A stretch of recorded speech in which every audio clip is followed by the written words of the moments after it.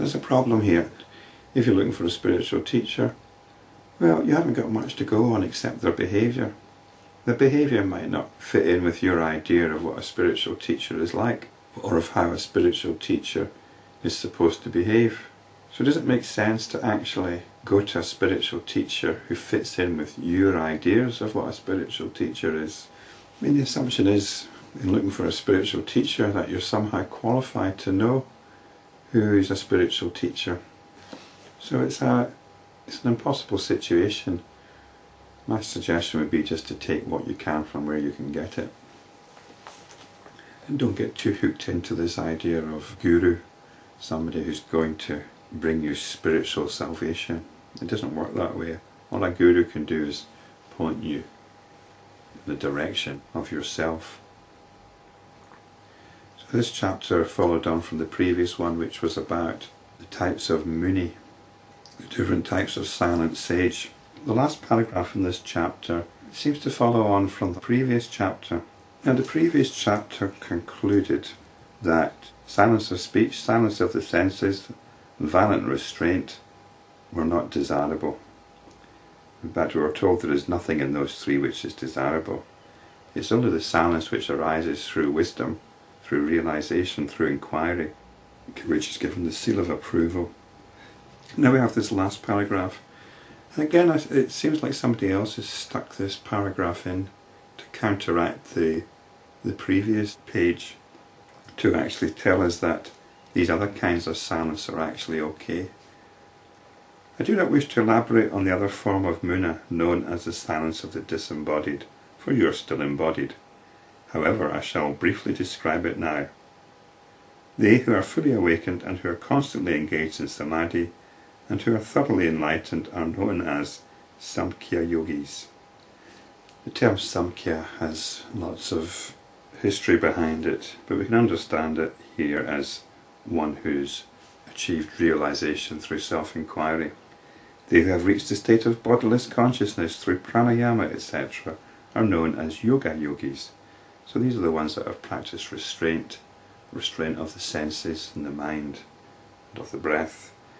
Indeed, the two are essentially the same. Well, they're not the same at all. We've got these two strands in the Yoga Vasistha, the one of self-enquiry and the one of traditional yoga. And sometimes the traditional strand is dismissed. Sometimes it's put on a par with the strand of self-enquiry.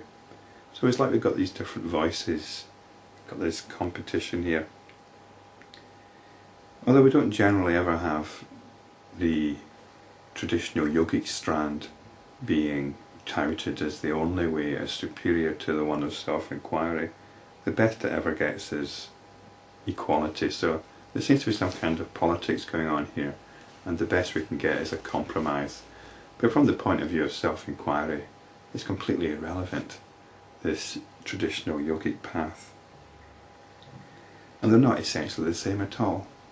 How can they be? One's about various practices and the other one's about realizing the nature of the attention, of awareness, by turning the attention to itself. That's all you do. You don't need to get caught up in notions of vital energy or any other extreme yogic practices.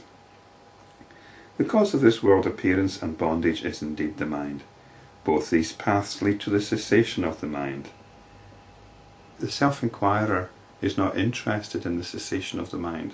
Hence, by the devoted and dedicated practice of either the cessation of the movement of prana or the cessation of thought, liberation is attained. This is the essence of all scriptures dealing with liberation. Traditional yoga is geared up for liberation. Well, most of the practices of ancient India, this was the whole point was liberation. But there's no practice that can lead to liberation. The only practice that can lead to liberation is the practice of liberation. And this practice is the realization of the nature of your own attention. You've got this attention. Your attention is operating all the time, even when you're dreaming. It's exploring the nature of this attention. And how do you do that? You have to do it with the attention itself. So how can blocking your rectum and your other apertures have anything to do with that. But you either agree with that or you don't. If you've got some faith in pranayama and kundalini yoga, then by all means forge ahead with it.